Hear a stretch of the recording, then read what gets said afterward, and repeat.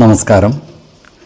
വേദാംഗ ജ്യോതിഷത്തിലെ അമൂല്യമായ അറിവുകളും ആധ്യാത്മിക ജ്ഞാന ഉപദേശങ്ങളും പകർന്നു തരുന്ന പ്രശാന്തം ആസ്ട്രോ ചാനലിലേക്ക് ഏവർക്കും സ്വാഗതം. ഈ ചാനൽ ഇതുവരെയും സബ്സ്ക്രൈബ് ചെയ്യാത്തവർ ഇപ്പോൾ തന്നെ സബ്സ്ക്രൈബ് ചെയ്യുക. നോട്ടിഫിക്കേഷൻ ലഭിക്കുന്നതിനായി ബെൽ ബട്ടൺ അമർത്തുമല്ലോ. ഒപ്പം ചാനൽ ലൈക്ക് ചെയ്യുക, ഷെയർ ചെയ്യുക, കമൻറ്റ് ചെയ്യുക. കൊല്ലവർഷം 1199 കർക്കിടക സംക്രമം വിശാഖം നക്ഷത്രത്തിലാണ്.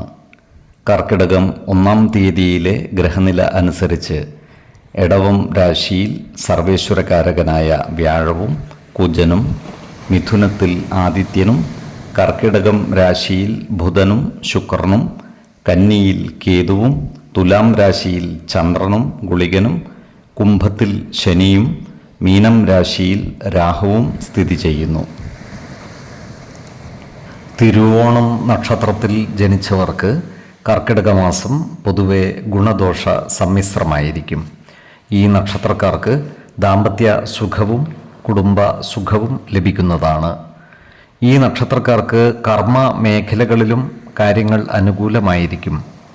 ചില പ്രധാന രേഖകളും മറ്റും കൈകാര്യം ചെയ്യുവാനുള്ള അവസരം വന്നു ചേരുന്നതുമാണ്. എന്നാൽ ഇത്തരം രേഖകളുമായോ പ്രമാണങ്ങളുമായോ ബന്ധപ്പെട്ട് ഇടപാടുകൾ നടത്തുമ്പോൾ ജാഗ്രത പാലിക്കേണ്ടതുമാണ്. ഇത്തരം പ്രമാണങ്ങളുടെ നിയമ സാധുതകൾ കൃത്യമായി മനസ്സിലാക്കേണ്ടതുമാണ്.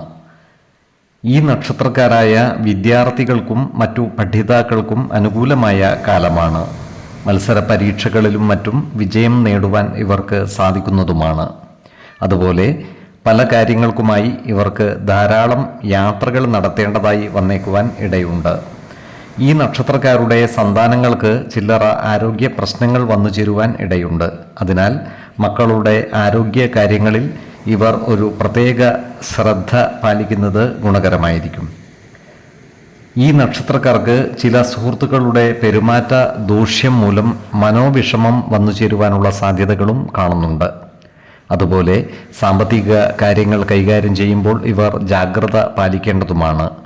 അപ്രതീക്ഷിതമായ ചില താളം തെറ്റലുകൾ ഇവരുടെ സാമ്പത്തിക ഭദ്രതയെ തകിടം മറിക്കുവാനുള്ള സാധ്യതകളും കാണുന്നുണ്ട്. അതിനാൽ ബിസിനസ് മേഖലകളിലേക്ക് പണം നിക്ഷേപിക്കുമ്പോൾ വളരെയധികം ശ്രദ്ധിക്കേണ്ടതാണ്. ഇവർ ആരോഗ്യകാര്യങ്ങളിൽ ഒരു പ്രത്യേക ശ്രദ്ധ പതിപ്പിച്ചു മുന്നോട്ട് നീങ്ങേണ്ടതാണ്. പകർച്ചവ്യാധികൾ പിടിപെടാതെ സൂക്ഷിക്കേണ്ടതുമാണ്. 7, 19, 20 തീയതികൾ അനുകൂലമാണ്.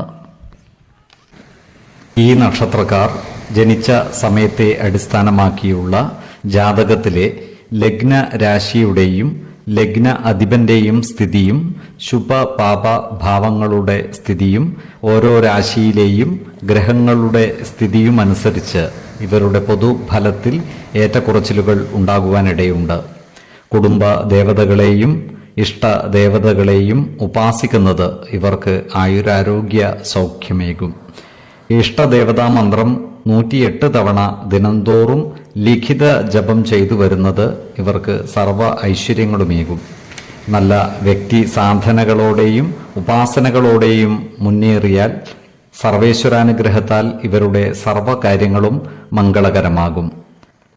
നന്ദി, നമസ്കാരം. ജ്യോതിഷരത്നം പ്രശാന്ത് കണ്ണോം.